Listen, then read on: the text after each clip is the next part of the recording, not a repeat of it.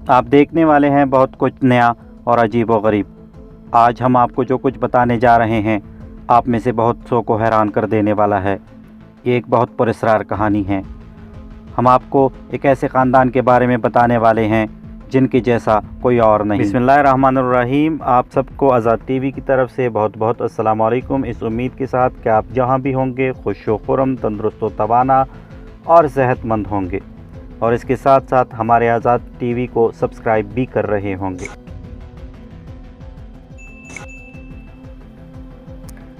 अल्लाह ताला की ये ज़मीन ऐसे पुरस्कार राज़ों से भरी पड़ी है। अब भी इस दुनिया के ऐसे बहुत सारे राज हैं जिन पर से पर्दा उठना है।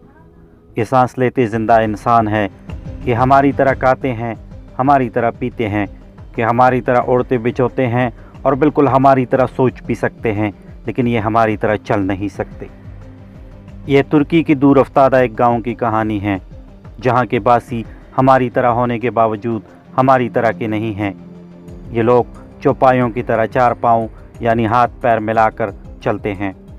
डार्विन, जिसको आप में से बहुत सारे लोग जानते होंगे, उनके नज़रिए के मुताबिक इंसान बंदर से इंसान बना। उनके नज़रिए के मुताबिक आज से ठीक 40 लाख साल पहले इंसान इसी तरह चलते थे।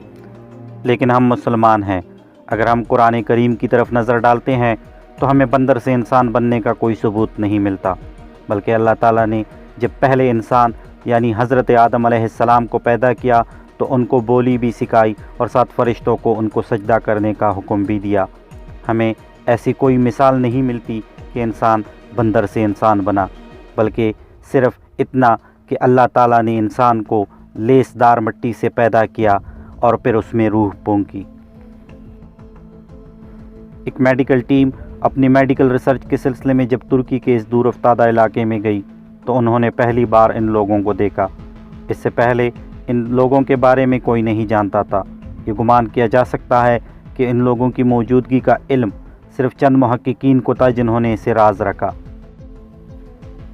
ये लोग इसी तरह चलते हुए कई किलोमीटर का सफ़र भी करते हैं। इनके हाथ के तलवे इनके पाँव के तलवों की तरह सख्त हैं। ये हमारी तरह अपने रोज़मर्रा के काम भी अंजाम देते हैं, इबादत करने भी जाते हैं और अपना खाना भी पकाते हैं।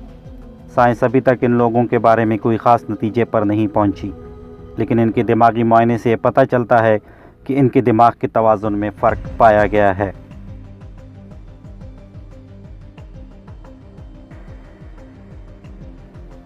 आखिर में आपसे गुजारिश करते हैं, अगर आज का वीडियो आपको पसंद आता है तो हमारे इस वीडियो को लाइक करने के साथ साथ हमारे चैनल को सब्सक्राइब करके हमारी हौसला अफजाई ज़रूर कीजिएगा।